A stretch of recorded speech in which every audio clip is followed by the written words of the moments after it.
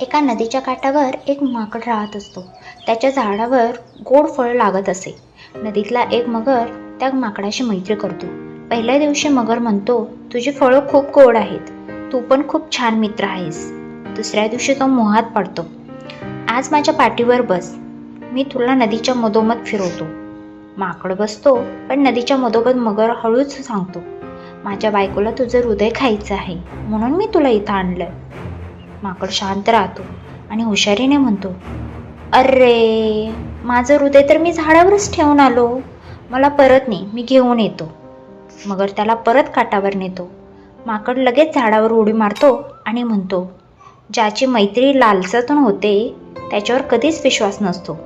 मगर लाजून पाण्यात नाहीसा होतो. तात्पर्य, लालची आणि स्वार्थी नातं कधीच खरं नसतं.